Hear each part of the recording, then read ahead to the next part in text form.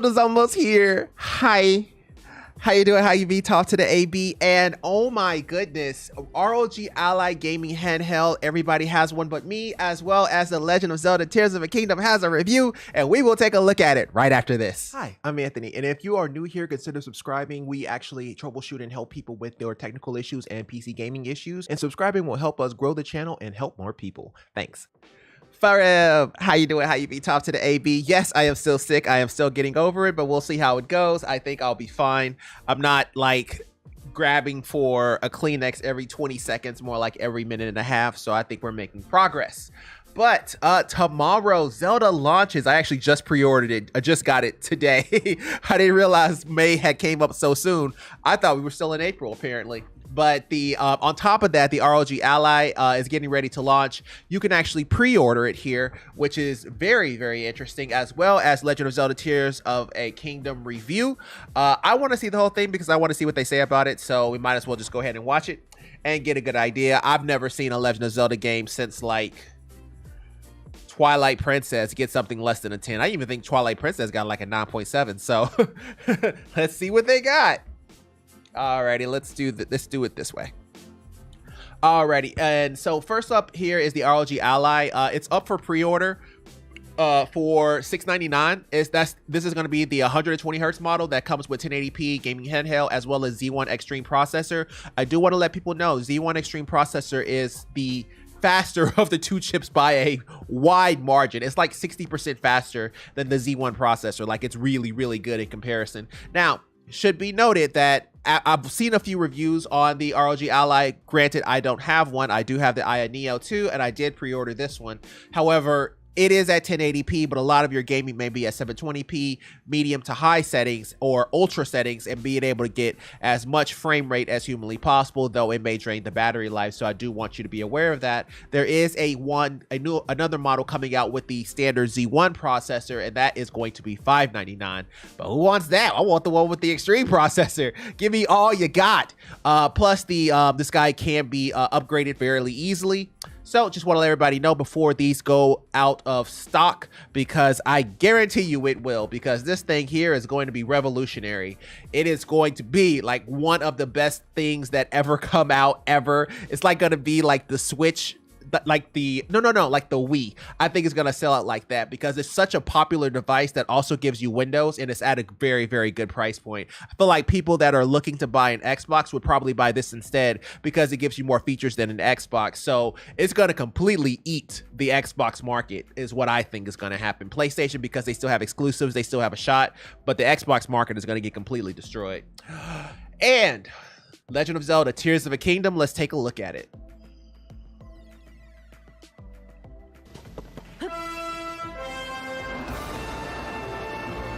Before we dive into Hyrule, a quick note about spoilers. This review won't spoil the story of Tears of the Kingdom, but just like Breath of the Wild before it, there's a real magic in discovering its many gameplay surprises for yourself.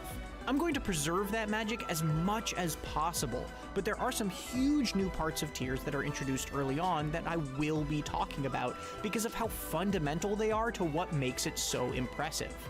You've been warned in case you want to go in totally fresh. Now, on with the review. What do you want from a sequel to The Legend of Zelda Breath of the Wild? More enemy variety? Better dungeons? Totally unexpected new ideas? Or is simply more Hyrule to explore enough? Thankfully, you don't have to pick just one, because Nintendo's response to all of those answers is a casual but confident, sure thing. The Legend of Zelda Tears of the Kingdom doesn't necessarily revolutionize what already made Breath of the Wild one of the greatest games of all time, but it's not a sequel that's simply more of the same either. This sandbox is bigger, richer, and somehow even more ambitious, with creative new systems like vehicle building, ridiculous weapon crafting, and a revamped map with a dizzying amount of depth, further fleshing out the intoxicating exploration that made the original so captivating.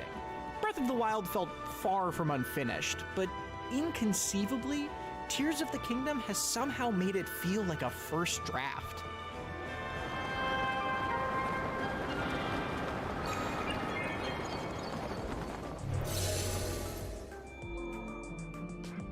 The initial structure of tiers is a very familiar one.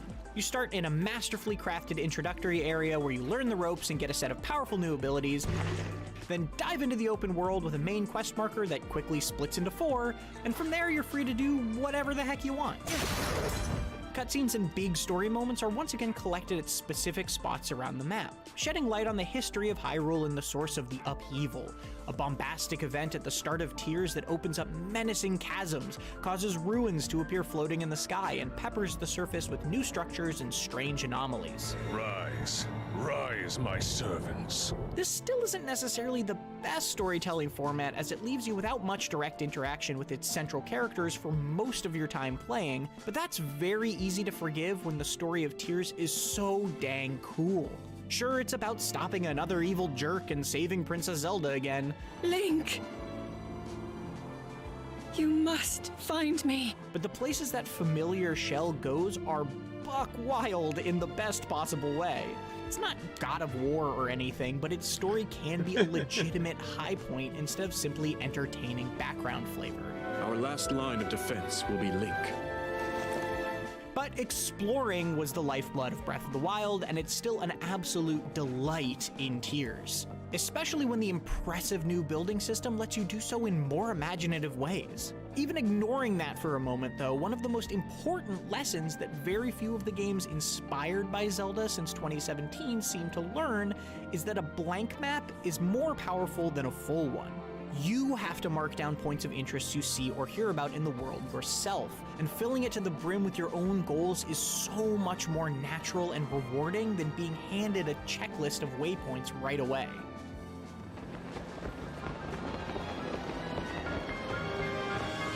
While this is the same fundamental map of Hyrule, it in no way feels repetitive to explore. It's a ton of fun to recognize characters or locations and see how they've grown and changed in the years since the defeat of Calamity Ganon. But Tiers also sends you along unexpected paths or to less familiar locations, breathing plenty of life into a map that clearly still had more than enough to give. And if that's not enough for you, whole areas have been significantly altered by the upheaval.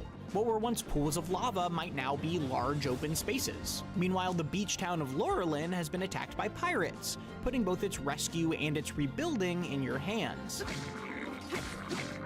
There are tons of things like this along the main quest line and off the beaten path alike. And if that's not enough for you, I also loved stumbling upon and exploring dozens and dozens of caves, wells, and sky islands. These are mostly self-contained little areas ranging from hidden fairy fountains to expansive obstacle courses with tantalizing loot at the end. Using one of the new Skyview towers to launch yourself into the air lets you easily mark shrines on the ground before gliding to a nearby floating archipelago filled with its own challenges to take on. And if that's still not enough for you, then boy oh boy did I save the biggest for last. Maybe you still think Nintendo played it safe by reusing the same map. But diving down a chasm and into the depths below will melt any doubts into pure, joyous amazement. Waiting underneath is a dangerous, pitch-black map that is literally the size of Hyrule itself. I cannot overstate this. It is massive. I have played over 100 hours of Tiers and I have explored maybe half of it. This new map is not entirely like the surface in that it doesn't have much in the way of side quests or story moments, but it is full of treasures to seek out and plenty of awesome surprises worth discovering for yourself. That red substance is called Gloom, and whenever you take damage from it, it lowers your maximum health. That forces you to either return to the light or eat a gloom-removing meal to recover them, which adds a very fun pressure to every fight down here. You also have to throw out bright bloom seeds to see where you're going, which gives exploration a totally different and much more tense feel. And while there are no shrines in the depths, there are dozens of light roots, which heal gloom and illuminate a part of the map around them when activated. That's yet another completionist goal that's equal parts compelling and extensive. Taken together, the depths and the sky islands act as brilliant complements to the more traditional surface activities, stretching a structure I was already intimately familiar with into beautiful settings and wild situations I very much wasn't. Oh. There are now uncountable opportunities to get endlessly distracted until you're wildly far away from wherever you only thought you were going. One time, a friendly drummer asked me for some honey, and it wasn't long after I went to get it for him that I was in the literal underworld being murdered by a giant robot. I just wanted some honey. Nintendo had different plans for me. I beat Tears of the Kingdom's main quest around the 82-hour mark. You could certainly do it faster, but even with more than 20 after that, I still have dozens of light routes to find, plenty of shrines left to complete, a huge list of side quests, and so much more. It's hard to overstate how big this game feels, even in the context of a predecessor that made me say the exact same thing. Wow. So much of Tears feels like a response to the handful of complaints people had with Breath of the Wild. For example, the Divine Beasts got a lot of flack for bucking usual Zelda dungeon trends. What's replaced them doesn't scratch the itch of collecting a compass, map, and key item like in older Zelda games, but they are at least a lot more thematically interesting and varied. The more unique and often super entertaining boss fights, both in and out of them, can occasionally stand with the greats of the series, too. I don't want to show too much, but a standout for me was a gooped up monster that felt like a Splatoon villain had somehow infiltrated Hyrule. Enemy variety as a whole has been vastly improved, and it's elevated the still rather straightforward but extremely satisfying combat as a result. Armored enemies can force you to use a blunt weapon. Horriblins menacingly crawl along cave ceilings. Likes will try to devour you. And little frogs will scurry out to eat your bright blooms. It's a much wider menagerie. There's also the absolutely absurd new weapon fusion system, which lets you attach any item or object onto any other weapon, shield, and often even arrowhead. Monster horns now act as powerful blades or bludgeons to buff your base weapons, but you can also do extremely dumb stuff, like put a flamethrower on a boomerang, or a minecart on a stick.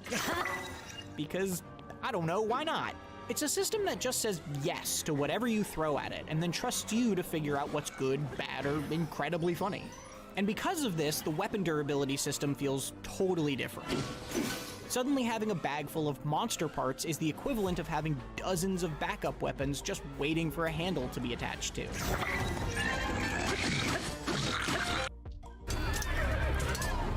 Seriously. What's your mount? I was too excited. She looked bigger in the photos. I just got a legendary.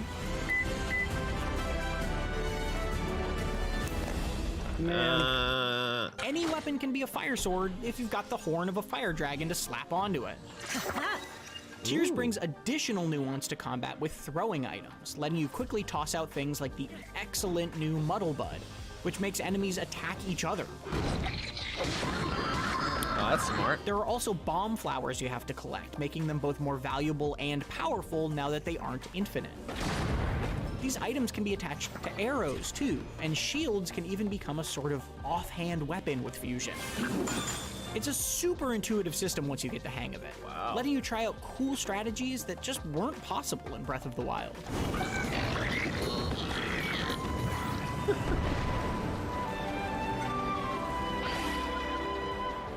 The complementary ability to weapon fusion is the Ultra Hand building system. You can now pick up, rotate, and attach almost any objects to one another with ease. This is supported by special devices like gliders and fans you can pull out of your inventory at any time, giving you an immense amount of freedom during exploration. The building tools are fairly snappy and easy to use, while allowing for a level of customization it's hard to find the limit of. One time, I was driving a car I'd made, only to reach a dead end. But instead of abandoning my creation, I channeled my inner Doc Brown and turned it into a flying car so I could drive right over a canyon. This might sound silly, but that simple act was honestly one of the most rewarding gaming moments I've had in a long time. I'm not sure I was supposed to do that, but it worked. Sort of felt like the unofficial tagline of Breath of the Wild, and Tears leans even harder into that creativity. Most shrines use building in neat ways too, but this system doesn't warp Tears into something unrecognizably about building either. Shortcuts are provided for people who aren't as interested in this side of things, while simultaneously empowering those of us who are to pretend this is Kerbal Space Program. Getting from point A to point B can become an engaging puzzle all its own, whether that's making a traveling band's carriage fly to get them up a mountain, or helping a Korok get to its far-off friend. Well, close enough. Amidst all of this cleverness is a hysterical air of Looney Tunes lunacy, letting you strap literal rockets to anything and everything and then watch like Wile E. Coyote as your plans disastrously blow up in your face or simply drive off out of your control. Sometimes failure is just as fun as success.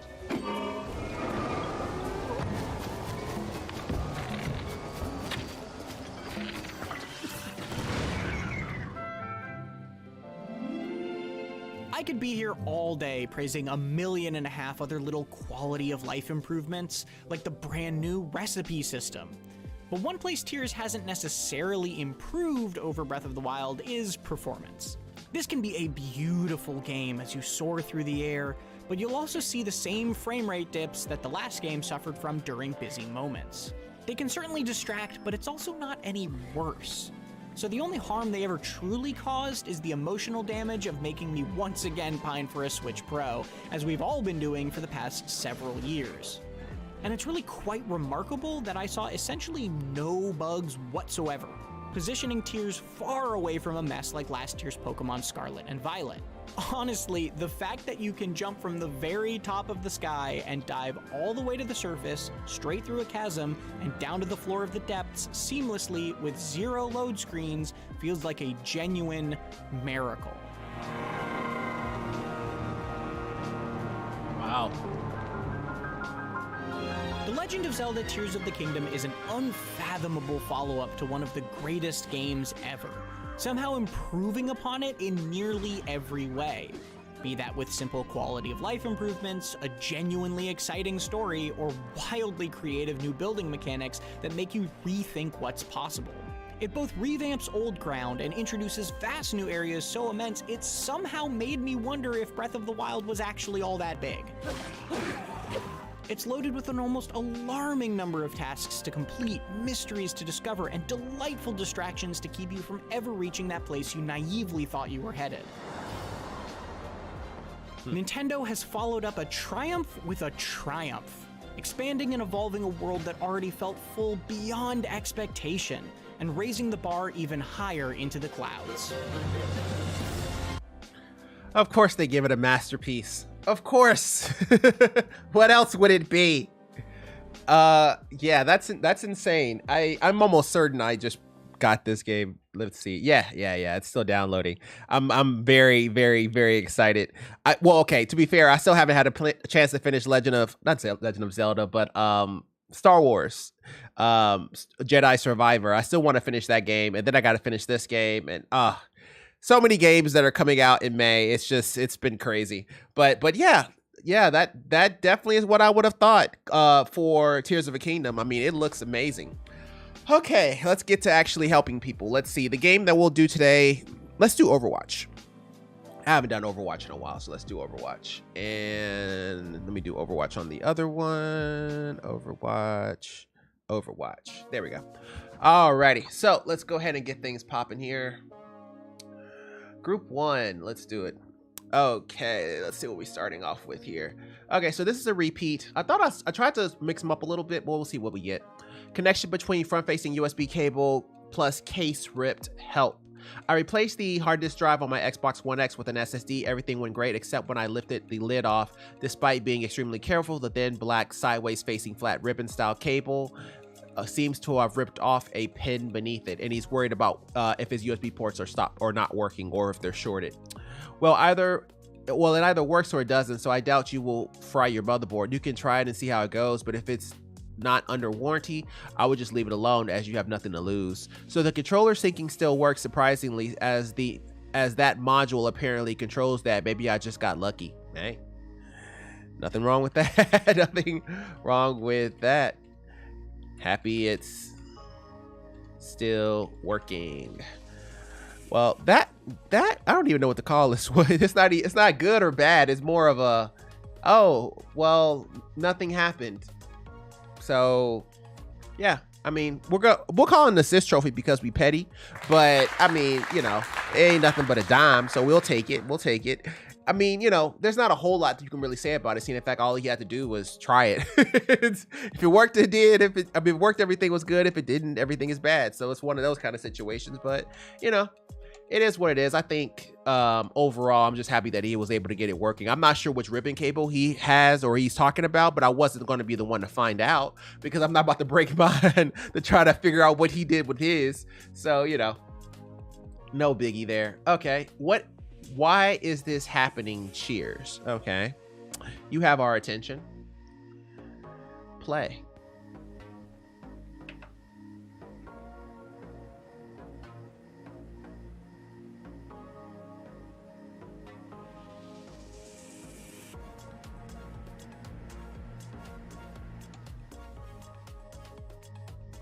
Oh, okay. So it's powering off and then shutting back down.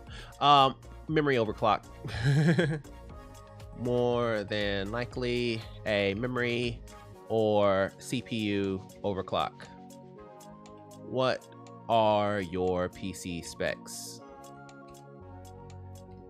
If you have a button on the back of the motherboard, I would try to clear CMOS. Fun fact, the computer that you guys kind of see behind me, so I'm actually building a computer back there, and that had the exact same problem.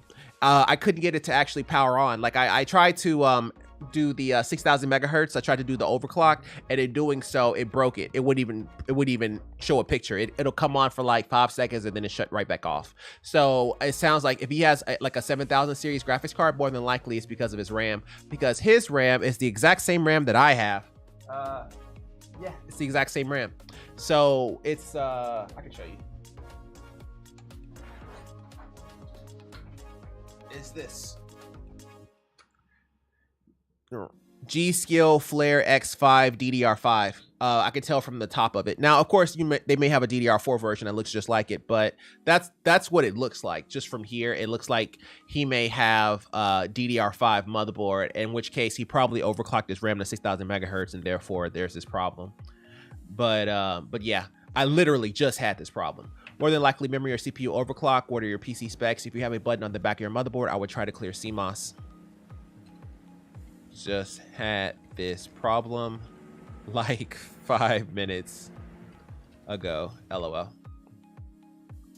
Yeah, that's exactly what that is. But yeah, we'll see exactly what he's running, but I'm pretty sure that's DDR5. All right, let's go ahead and go to the next one here. Oh, aren't you pretty? White PC build. I call it cocaine. LOL. Let me know what you think of my first build. The hardest part of it would have to be the tube bending process. I mean, it looks gorgeous. It looks gorgeous. Looks gorgeous. Gorgeous. Gorgeous. Congrats, bro. I mean, it's very pretty. He only took one picture, so I mean, there's not a whole lot anybody could say about it, but I mean, it looks nice. It looks pretty good for his spec and his setup. Like I don't have any liquid cooling PCs, but that RAM is a little iffy. But outside of that, you know, I'm not. I was gonna tell him about the whole RAM situation, because if it's DDR5 RAM, then obviously its speed got nerfed, but he may not know it because it's his first build. Yeah, well, I'll go ahead and tell him. With 4 sticks of that Corsair RAM, if it's a 7000 series processor, it will nerf the speed to DDR4. Yeah, it'll give you like 3600 megahertz, even though it's supposed to go to 6000. There's no way it's going to give you 6000. Happens all the time. All right, let's go and go to the next one here. Let me make sure everything's good. Yeah, everything's good. All right. So this is, this is from Rounded Owl. Rounded Owl says, Microsoft account was hacked recently and support isn't helping. That's the reason why we're here, even though we can't do anything about your account.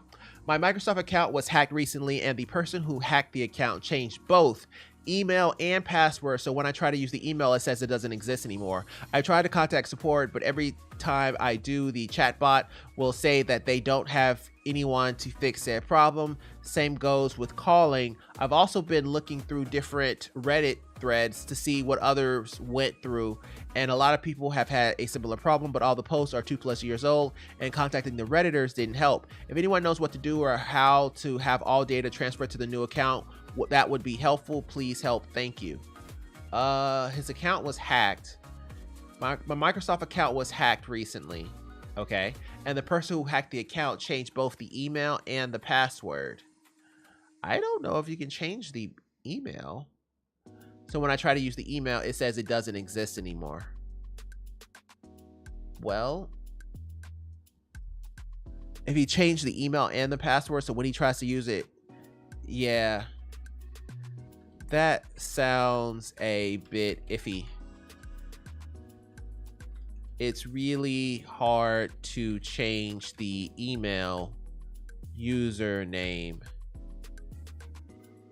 and have the old. It's really hard to delete the old username. Is that me playing Bastion? That doesn't happen too often. Yeah, that sounds a bit iffy. It's really hard to delete the old username. The old username / email. It's really hard to delete the old username / email without contacting them first. How long has it been since you last checked your email on this account? What I'm trying to get at is, after a certain amount of time, Google, Microsoft, they have this thing where they will literally remove or disable your account, and that may be what he's maybe thinking that it may be hacked, but it's not, maybe not hacked, but instead it is actually disabled. So I'm just kind of curious. I want to see if he's been using it, because if he says, you know, I haven't used it in like 3 to 6 months, it's a possibility they just straight up disabled his account, and he's going to have to call him to get it back. But regardless, if it got hacked or if his account got disabled, either way, he's still going to have to try to contact them again and try to get somebody to help, because there's nothing anybody can do in those situations. But we'll see. I rarely ever play Bastion. He's not exactly a character that I like. I prefer a Reaper, but you know, every now and then the situation may call for a Bastion because they have a Bastion I'm trying to counter or something like that. But it's rare that I play DPS even to begin with. Alrighty, let's go ahead and go to the next one here. So this is from Calcior. Just got a PS5 from my friends. What current gen only games do you recommend me playing? Oh yeah, I remember this. He was just trying to figure out what games to play on the PS5. I gave him, told him Demon Souls, Ratchet and Clank, and the PS5 demo game. I've heard mixed thoughts about the game. Would you recommend it? Which one? Which one? Demon Souls. Absolutely. Ratchet and Clank. Didn't buy it. Didn't buy it. Still behind on a lot of games. Yeah. And the other one's free, so. But yeah, Demon Souls, I'd absolutely buy that. That game was awesome. Even though it didn't last very long, the game was awesome. Because the Demon Souls is the only game that I'd never played. I started off with Dark Souls, so I never even knew it even had a Demon Souls until like Dark Souls 3. Alright, so this is from Buck. Buck says, Series S connecting to no controllers.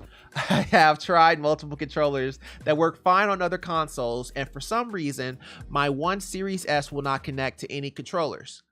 Okay, anybody else ever run into this or know how to fix it? Out of warranty, of course, I figure, because my luck works in certain ways that the wireless receiver inside the console is broken. But any troubleshooting I can try, any suggestions are welcome. I already tried other controllers, power cycling the controllers and console by removing power/batteries. I can only connect wired. Sucked.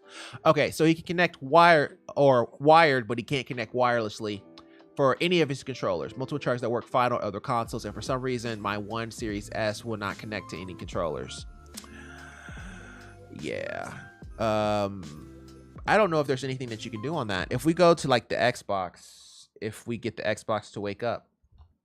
Oh, that's right. Battery's dead. I forgot to change the battery on this. It's okay. I can still get it to turn on though. Okay. So, yeah, I just don't think you have any option here. Hi. How's it going, bro? So, with this, I don't think there is an option. And I get it, bro. It's Thursday and Zelda comes out tomorrow. I understand. System. Accessories. Yeah, no. Yeah, I don't see anything that he can do here that's going to help him. Like, it's just going to be a no-go here. Accessibility controller, button mapping, vibration. No. There's not a whole lot we can do here. Okay, just want to make sure. Nah. You can try to reset the console to see if that makes a difference. If that fails, then yeah, the wireless module is faulty.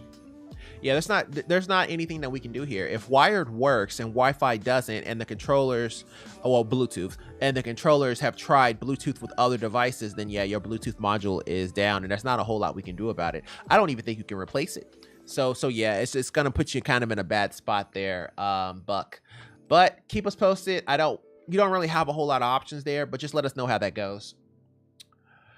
Alrighty, this is from the 000 guy whose name I will not pronounce because it is bad. Windows and A keys spam the tab key when I press them. Oh yeah, I remember this. Whenever he presses buttons, he also mentioned that Bluetooth is off. So he's talking about a keyboard. I think his keyboard has Bluetooth, but whenever he presses A or tab, whenever I press A or Windows key, it spams the tab. What kind of keyboard is this? Is it Bluetooth or hardwired? If it's hardwired, try a different port on your PC and see if it makes a difference. Doesn't matter anymore, just smack the crap out of it. Almost works correctly. Never mind, smacked it a little too hard, I think. LOL. Sounds like the motherboard is damaged. That was bad. I don't know. I like Zen, but Zen puts himself in really bad spots sometimes, especially like against Orisa.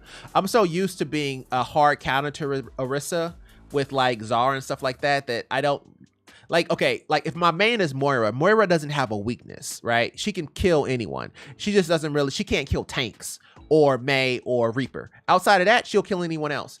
I don't like Zen because Zen has weaknesses. There are people in the game that can kill him. And that is what I don't like. Like, Orisa is a true hard counter. Like, as soon as she pulls you in, there's very little you can do but ult. So that's only thing that I don't like about it. But Zen can do as much damage as a Moira can without actually, being a Moira. In other words, he can actually deal some extra damage and he can heal and all other kind of stuff too. And ult and so on and so forth. LOL, sounds like the motherboard is damaged. Sounds like the motherboard is damaged or dirty/sticky. I would try to open the keyboard up to see if it's capable of being cleaned. Nothing to lose since it's already faulty. If he's already, between a rock and a hard spot, there's not a whole point in, not trying it. I would still open it up, see if, if it's like completely sticky, you can try and see if you can get that working. I don't know if you could. It sounds like if you hit it and, it barely tries to work and then not tries to work, it sounds like your keyboard is dead, bro. So, I think he knows that too. But keep us posted. Ooh, isn't that pretty? Let's see on the big screen. I turned my mom's old craft desk into my battle station. Not the cleanest setup, but I love it. It's very pretty. What do you mean it's not the cleanest? I mean, it's nice.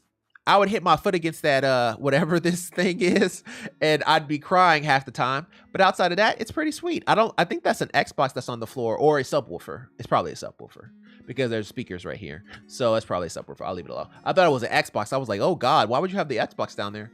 But I mean, overall, this looks pretty sweet. He has the same docking station that I have for my PS5 controllers. That's pretty sweet. I like it. Nice build. Nice build, bro. Respect. All righty. Let's go ahead and go to the next one here. So this is from Avalanche Interceptor. Save files just vanished. Solutions. Okay, I'm down.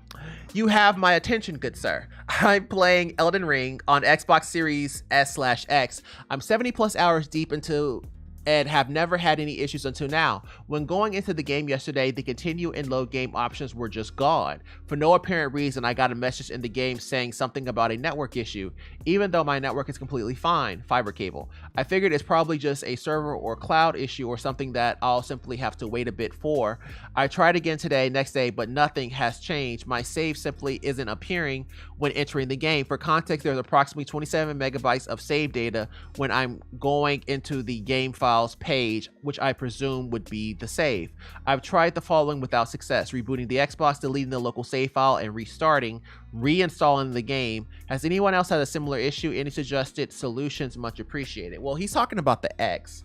I think you can download from the cloud, but I'm not 100% sure. So let me go ahead and check and make sure. So games, I think I pulled that too hard, but it's fine. System, storage, change installation, clear local save games, internal storage, view contents. Okay, so let's look at Destiny, for example. Cancel.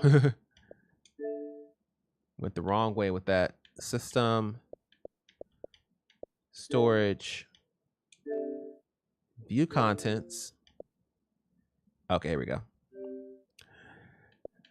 Manage game and add-ons. Uninstall. Manage game. Save data. Let's see here. When you use this game or app, I thought your save data saves to the cloud. What is game cart? Manage, showing Microsoft Store, blah, blah, blah. No. Remote access. Keep my games and apps up to date. Free space, updates, subscriptions, queue, storage devices. No. No, no, no. Yeah, I don't. Console info, device connections. Yeah, his file just may be straight up corrupted. Okay. Well, on the Xbox, what I'm trying to think, you know, like on PC, you could have multiple save files. I'm guessing the Xbox can do the exact same thing. Well, I mean, and plus his is a pretty big size. It sounds like the save, oh, I can't see that. It sounds like the save file is corrupted. I'm not sure what all can be done on that. Not a whole lot that can be done. He's already reinstalled the game and he's already deleted the local save file and restarted. That can be done. Were you able to re-download it from the cloud? Would it still not load? Would it still not load? We'll go with that. I'm not sure if there's a way to download from the cloud. I know there is on PlayStation. I'm guessing the Xbox is the same way, but I'm not exactly sure where it's at. So it's best just to go ahead and ask, because he had no problems deleting the local save file. So we'll go ahead and just let him know and just see exactly what we got here. I didn't like this. I think it put us in a bad spot because Ball was so much faster than the rest of our team. And he was putting himself in positions where he kind of just went after the whole team. I get what he was trying to do, but it made it a little bit difficult because it was kind of hard for us to keep up without, you know, completely dying. Because, you know, we'll get, like, if we try to follow him, we'll get just destroyed by Orisa. And by the time we get to him, it's just a little bit too late. Like when he did what he just did there, like he's on the verge of dying. So yeah, it kind of puts us in a little bit of a bad spot there, but it is what it is. And then I'm trying to kill the healers, but that's not the best idea because now our tanks are in bad shape. And you always kind of deal with that as Moira. It's like, okay, well, I'm trying to help my teammates, but sometimes you put yourself in these bad situations here because like as a Moira, I feel like I can pretty much take on any person, any healer, any DPS. There's very few people that can actually just beat me. But, you know, in those kind of fights, it may have been better to kind of keep the tanks alive, but they had an Ana. You see what I'm saying? So that's why I was trying to do something about it. Now, to be fair, we had a Kiriko, so we could have debuffed it, but I was trying to at least do something. You know what I mean? And it just kind of put us in a bad spot. So, you know, you win some, you lose some whenever you deal with Moira. It's like you always gotta have to, it's like, okay, is it better for me to just pump him with heals or kill their healer? I feel like if I kill their healer, it would really do a number and just trust that my other healer got me. You know what I mean? Because if I kill their healers, it'll end the fight immediately. But if I just keep healing, then somebody's going to try to kill me. You see what I'm saying? So you always kind of worry about that and kind of go between those two. Like I don't like just go flank just to flank with Moira. I go flank to kill their healers to end the fight. Or 1v1 a DPS that's getting ready to kill somebody and I can't heal them before they get killed. That's when I go after somebody. But outside of that, I don't do it too much. I try not to. Okay. Yeah. All right. So yeah, we're done with Avalanche here. Let's go ahead and go to the next one. Tom Gyroid. Certain PS4 controllers won't connect to PC Bluetooth when another PS4 controller can. I remember this. This is a repeat. So I said, okay, so we've been going back and forth. So we said, I've unfortunately tried successfully removing the controller from both PS4 and PC's list of devices. Don't know if maybe there's an instance or if it's still connected on phone or after that though. And still can't connect to phone, PC, or PS4? If the answer is no, you can't connect, then it's probably game over for the controller, especially if wired does not work. It does work wired. Oh, okay. And can connect via Bluetooth to console and phone just fine. It's just being really weird and not connecting to my PC's Bluetooth when I know different PS4 controllers can connect to it just fine. I just don't know why this otherwise functioning controller doesn't seem to be able to do something a faulty controller is doing just fine. Maybe I need to disconnect, reconnect it repeatedly, or whatever it was I did in the past with it. Didn't I tell him to go ahead and check for all driver updates?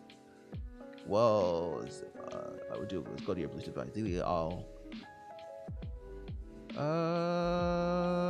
I already tell him to? No. Okay. Okay, how about this?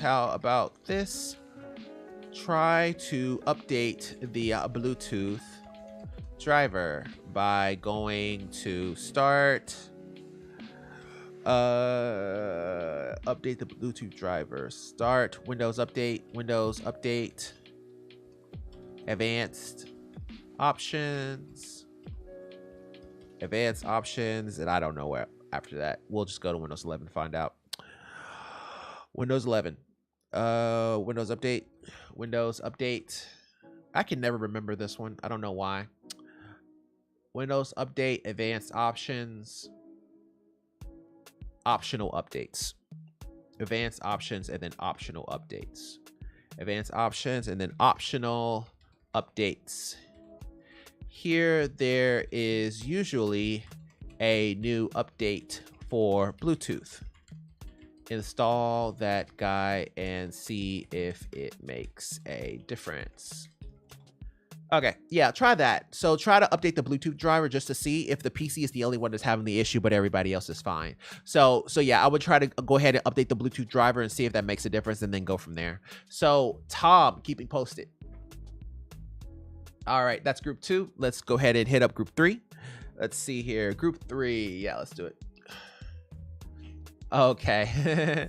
So this is a fun one. So these are features you'd like to see in a Switch successor. Some things are pretty obvious: more processing power, 4K output in dock mode, backward compatibility, better Joy-Cons, Hall effect sticks, perhaps. But what are some of the features you'd like to see that are maybe not so obvious? Personally, I think it would be great if the next Nintendo console had better Bluetooth audio and wider USB audio support. Too many wireless USB headsets aren't compatible with the Switch, and so many Bluetooth headsets sound like crap or have terrible latency because the Switch has such poor Bluetooth capabilities. Native microphone support rather than having to use a separate mobile app. would also be nice, even though I don't actually play any games that require this. Well, okay, I would like it to be powerful. Let's go with that. But I think most people feel that way. 4K output isn't really necessary for me. I would rather it just be 2K. As long as you can give me a solid 60 frames per second in games like Tears of a Kingdom, maybe. Backwards compatibility would be kind of cool, but they're going to do that anyway, you know, because they're going to do the whole Nintendo Switch Online and let that be your backwards compatibility. And better Joy-Cons, Hall effect sticks, perhaps. Oh, yeah, so the joysticks, yeah, I would say the joysticks would be nice if they got upgraded. Me personally, when it comes to the Switch, I don't really use it as much because I don't like the way it feels. The ergonomics of it is terrible. Like if you feel the Aya Neo 2 and then you turn around and feel the Nintendo Switch, it's awful. Like it's not even close. Like it's too flat and the buttons are too small. So I'd say for me personally, bigger buttons and better ergonomics would be more than valuable for me. That was, I think I died on that. Yep. I don't know why I did that. I thought somebody was with me, but I was not. I was alone on that one. Probably should have looked up and checked to see what happened to my Mercy before I did that dumb stuff, but whatever.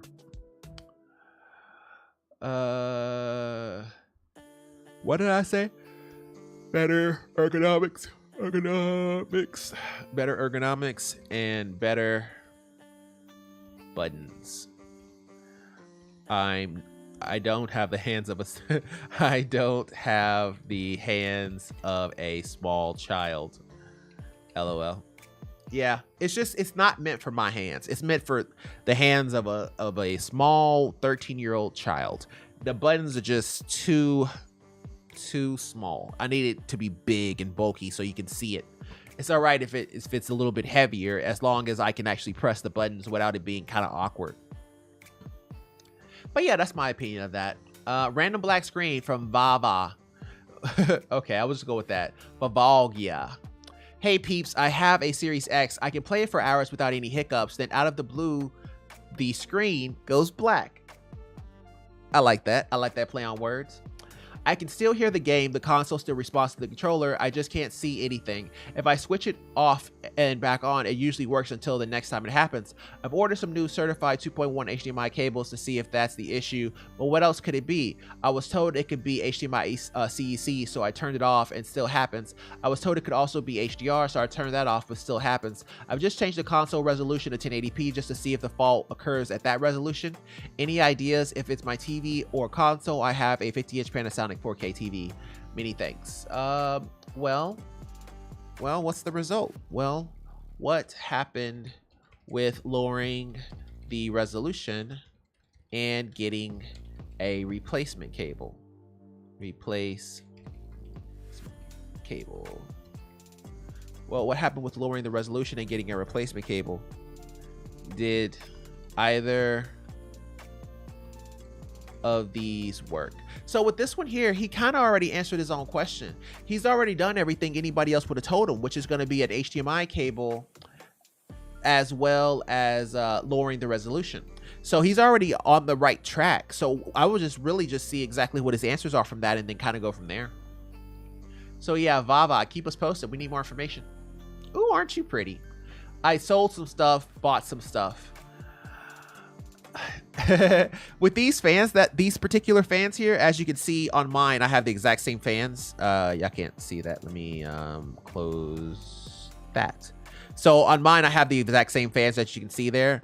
But the thing I don't like about these fans is that they are a little bit on the expensive side. It's like 3 for $120 or something like that, and as in $120. And you have 3, 6, 9, 10 of them. So he spent a grip just on fans alone. I sold an SFF PC I wasn't using anymore with two 3080s and a 2060 and a couple cases. I paid a couple hundred out of pocket for taxes and picked up a 4090 gaming overclocked. I was going to get an open box Strix for $17.99, but when I went to the gaming overclock, didn't want to take my chances with an open box $17.99 anything, so I left with the gaming overclock. I get that. I was afraid it wouldn't fit in. It cable mod 180 thing made left room to spare. Can't wait to watch your YouTube and play Roblox. You did all that for Roblox? Well, okay, to be fair, I don't know enough about Roblox to know whether or not it needs a 4090. Sold some stuff, bought some stuff, took some stuff. LOL. Nice build, bro. Definitely doesn't look cheap. Yeah, that's one of the best looking builds I've seen in a long time. That looks really, really nice. Especially how you keep it all ASUS, except for the fans or Corsair, of course. But I like the idea, like this one here. Like mine does the exact same thing. So wait, here's a setup. Mine is set up like that, but it's on the O11 Mini, so it gives me a little bit more space and room to move around. But still, his is pretty sweet too. All right, so this is from Shattering Spider. Found an email I didn't send. So yeah, this person here saw an email that they did not send, and my Google account doesn't share any services with anything I don't personally approve of. I check it often and make sure to remove anything I deem sketchy.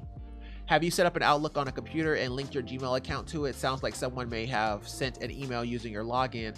I will make sure to check the malware using Malwarebytes and scanning the C drive, as well as disabling any applications that know your email. I don't use Outlook at all, and I gotta definitely check my applications.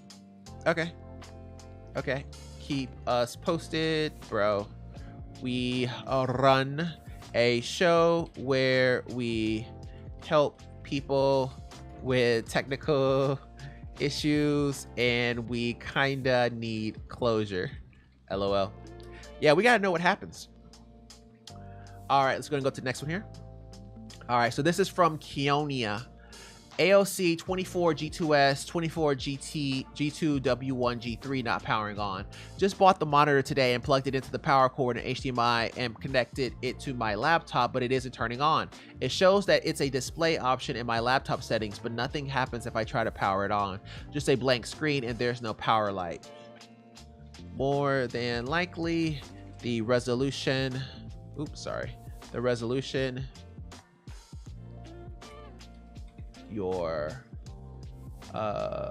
see here.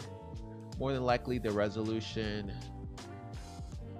shows as a display option in my laptop settings, but nothing happens if I try to power it on, just a black screen, and there's also no power light.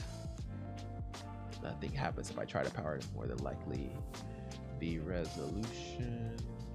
Monitor today and plugged it into the power cord and HDMI and connected it to my laptop, but it isn't turning on. It shows that it's a display option on my laptop settings, but nothing happens if I try to power it on. Just a black screen and there's no power.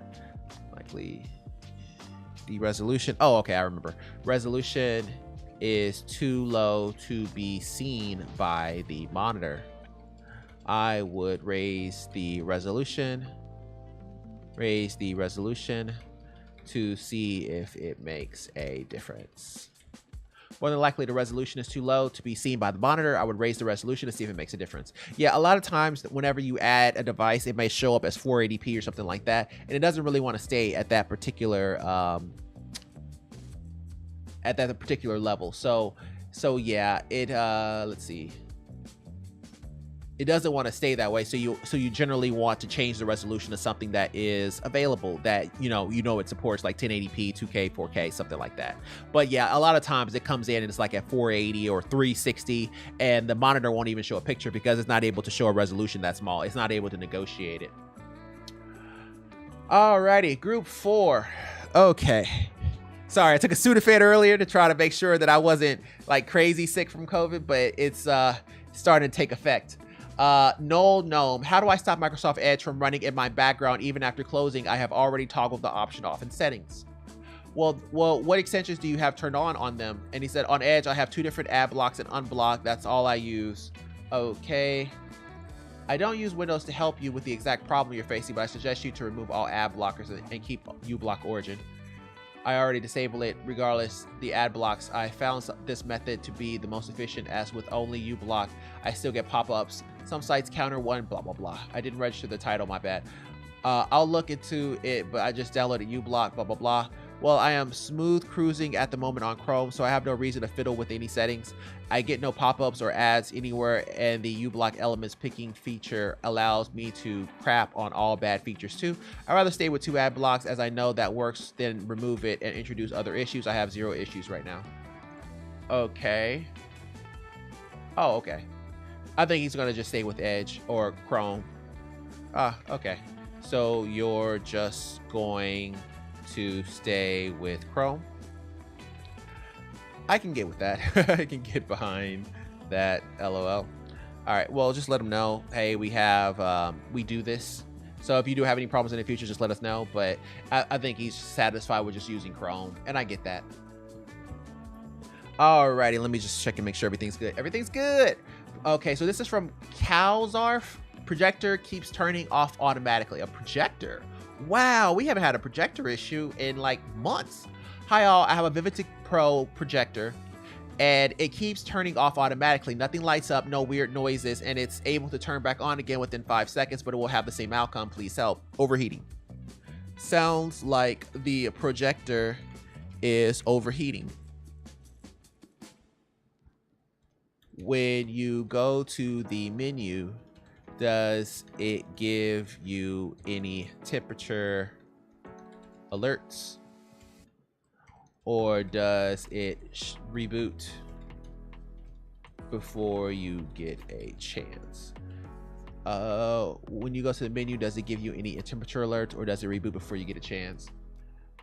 Yeah, we'll go with that. Generally, what for projectors, whenever it starts to turn off after 5 seconds, that generally means that it's getting way too hot. So more than likely, they have a lot of dust and they need to clean it out. But that's usually what happens, is that it's just so hot. A lot of them are like that because we're talking about a bulb inside of like a small case with a small fan trying to exhaust it, and it gets super hot. Okay, Dan K, C4 SFX is almost a reality.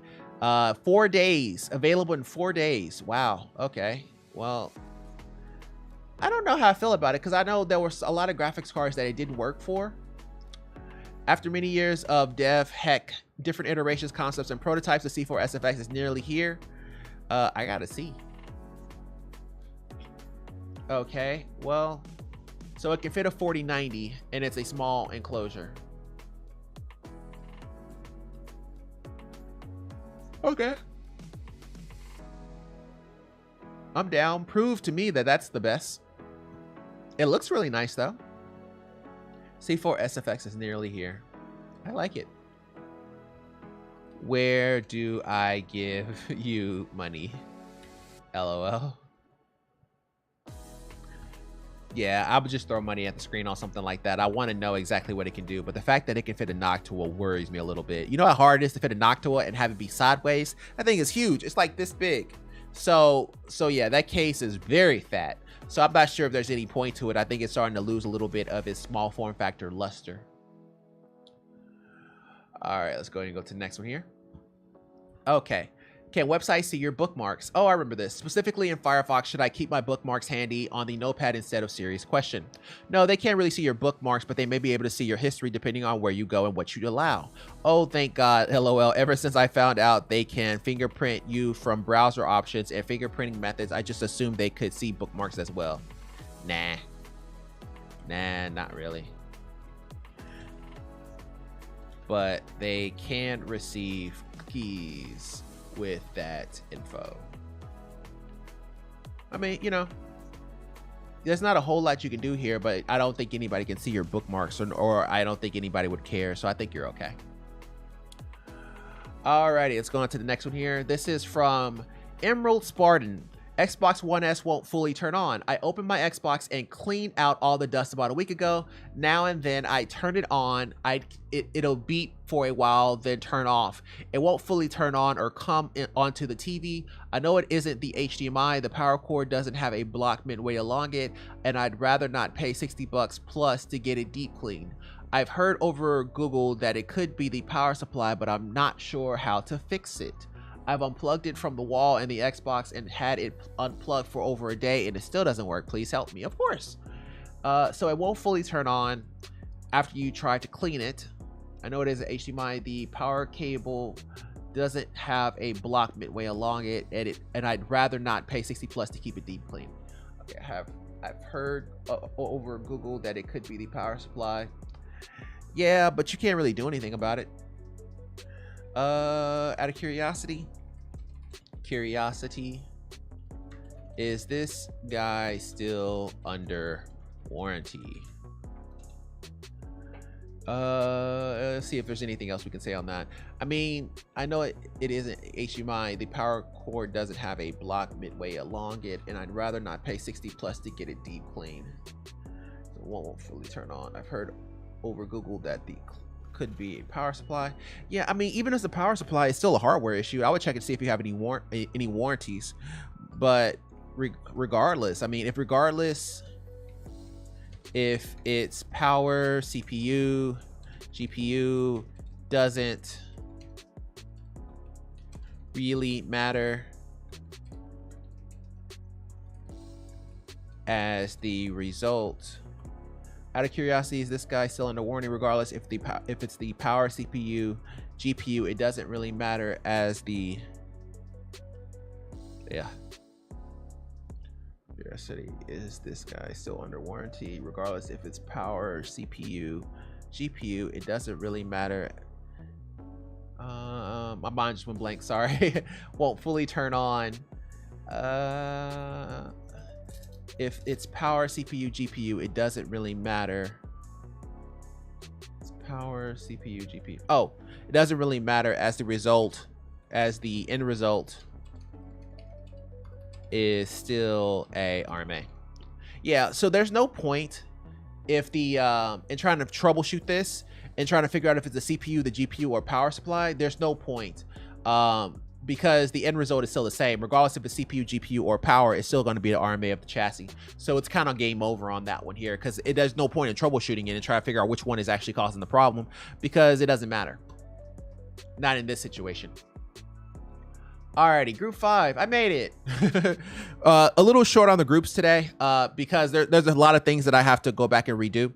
Now that I actually am recording in horizontal and vertical mode, it makes it a little bit easier for me to do things like shorts and stuff like that. So I'm kind of excited.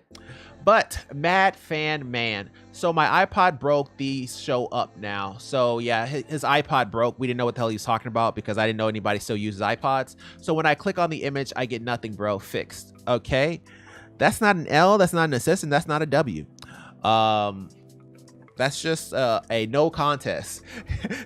Like on Smash Brothers when they just clapping. No contest. Glad you were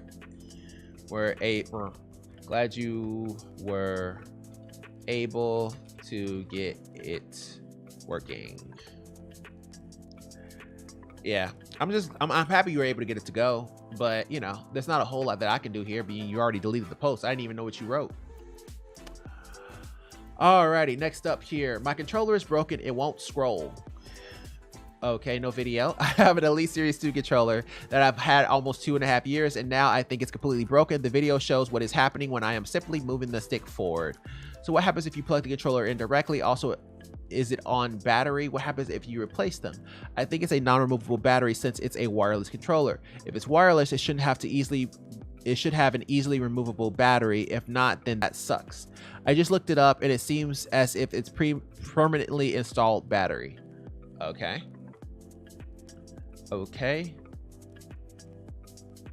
Non-removable battery. Also, is it on battery? What happens if you replace them? I think it's a non-removable battery, blah, blah, blah. So if you plug the controller in directly, it's wireless. You didn't even answer my question. So does it work when plugged in directly? When plugged in directly.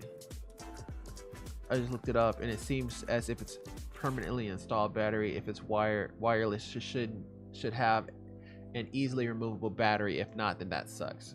So does it work when plugged in directly? So what happens if you plug the controller in directly? Also, is it on battery? What happens if you replace them?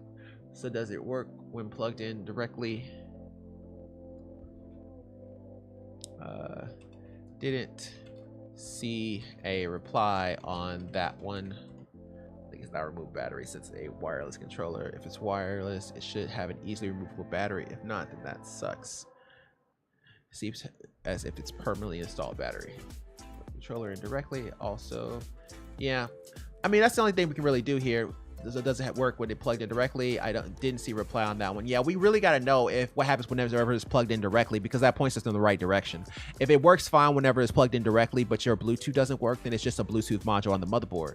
But if it's the other way around, it could be a problem. So yeah, we'll just go with that, even though we can't see his video. I was hoping we could, but you know, it happens. Okay, Flight of the Bumblebee. Mechanical Master C24 9.6 liters. Still in the works of putting more fans for better airflow and cooling. Case stated GPU length of 245 millimeters and less.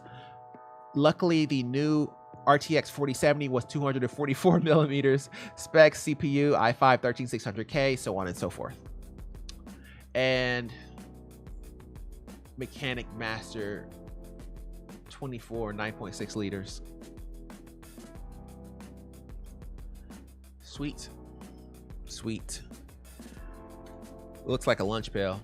Looks like a lunch pail. LOL. How do you spell lunch pail? I think I spelled it right. Whatever. But yeah, it just looks like it's like a lunch pail. It just, yeah, I mean, it's a thing. I mean, I take that everywhere, especially if you already got a 4070 in it. That'd be pretty sweet.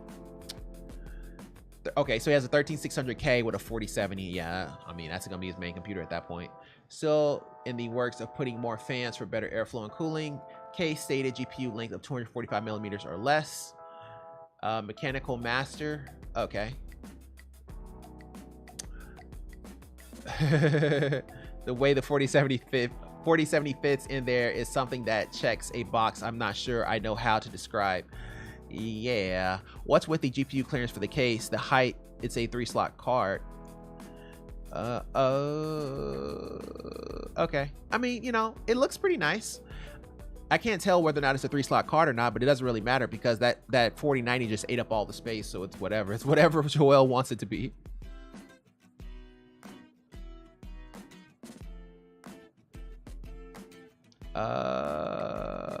Let's see here. Yeah.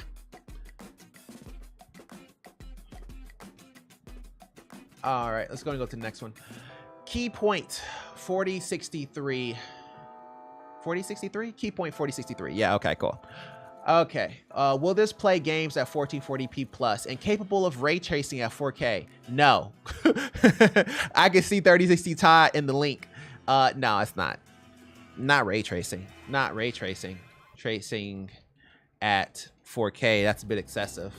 But 1440p at a decent frame rate? Sure. What kind of games do you play? Because if you say, hey man, I only play shooters, then this may not be a good idea. What kind of games do you play? You know, or he may be like a refresh horse snob, you know, that wants like 240 hertz for no reason and only one game that supports it kind of thing. But yeah, key point, keep us posted. Alrighty, and what time is it? 8:24. We'll take one more on top of this one here. Let me just do a quick refresh and do a roulette question. That's not a question. That's not a question. No, that's not a question. That's not a question. I'm not about to take that. I know the answer, but I'm not about to take that. Experiences with Torchbearer. I'm not even sure what that is. I'll take that one. Alrighty. And let me click on the link here for his case. Cyberpower.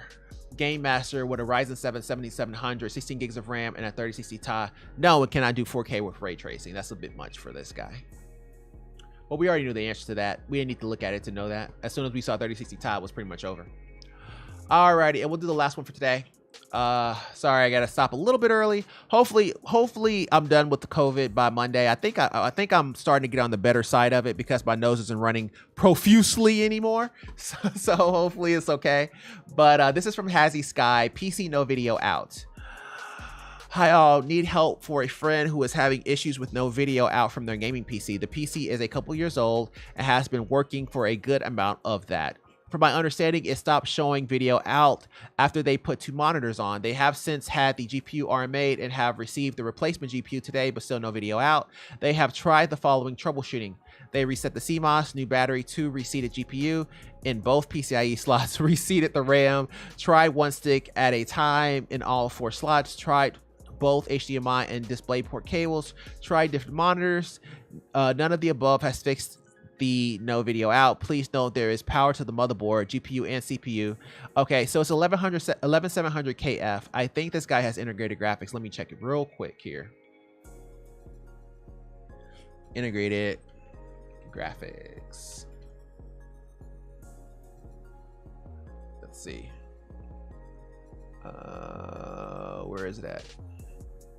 Max memory, TDP, blah blah blah.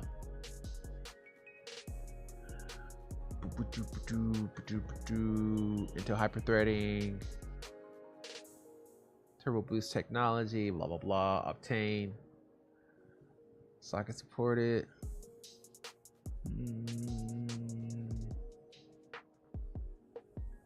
Data sheet. Where is that? Goodness gracious. Max turbo frequency, cache bus speed, TDP down, marketing status. No. Here, let me go back to it real quick. Why doesn't it show integrated graphics? Here. Integrated. Okay, graphics.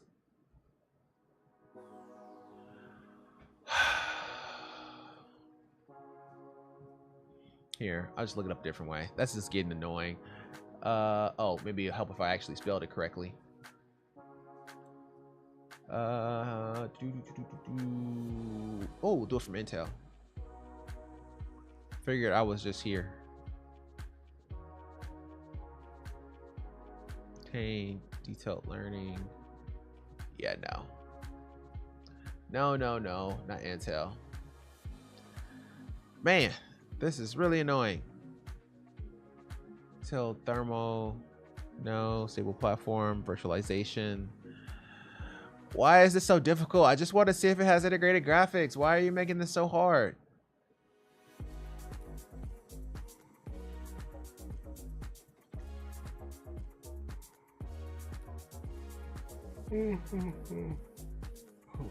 Okay, so yes, it does. You will need a separate graphics card. This processor does not have integrated graphics. Oh, never mind. Okay, so it's over. Any help or advice to fix or diagnose the issue would be greatly appreciated. I can provide more info if needed. Well, you don't have integrated graphics, and you already tried to replace an RMA, the graphics card, and you still have a problem. So more than likely, I would go BIOS update. So for this one, I would go BIOS update for the GPU to see if it makes a difference. I would go BIOS update for the GPU to see if it makes a difference. Yeah, no, I would. That's pretty much all you would want to do here, because the 11700 KF does not have integrated graphics, so you can't go that route. The graphics card is showing you a video out, and you can't bypass. You tried other slots on your motherboard, and you still have the exact same problem. And you've tried to RMA the graphics card, and you still have the problem. So it's either going to be cable or BIOS on the motherboard, or just the motherboard in general. I would just go for BIOS update of GPU, see if it makes a difference, because I can't spell the word difference. Okay, we'll leave it at that. See what they say. We'll pick back up on Monday. I'll try to do one over the weekend, but don't. No, actually, I probably won't be able to because of the whole Zelda situation, unless you want to see me stream Zelda. But I think we're okay though. I'll try to do something over the weekend, probably either Zelda or Jedi Survivor. But and also, you know, check a couple people just to make sure. I hate that whole 4-day weekend thing that we do where we stop on Thursday and then Friday, Saturday, Sunday, and then pick back up on Monday, because we got people who ask a bunch of questions and that kind of thing. So I may try to do a Saturday show, but I'm still trying to put it together. So please bear with me. And hopefully by Monday I will be not sick and we can continue. Alrighty, forum. Thank you guys so much for watching. It has been a pleasure. I will go and take some more Sudafed and go lay down. And if you like this video, go to the like button. If you really like it, go to subscribe. I love you either way. Take care. All the best. And bye. I will see you guys on Monday and or possibly the weekend. Just don't quote me on it because it really just kind of depends on what happens. And I will leave you guys alone. Peace. Have a good one.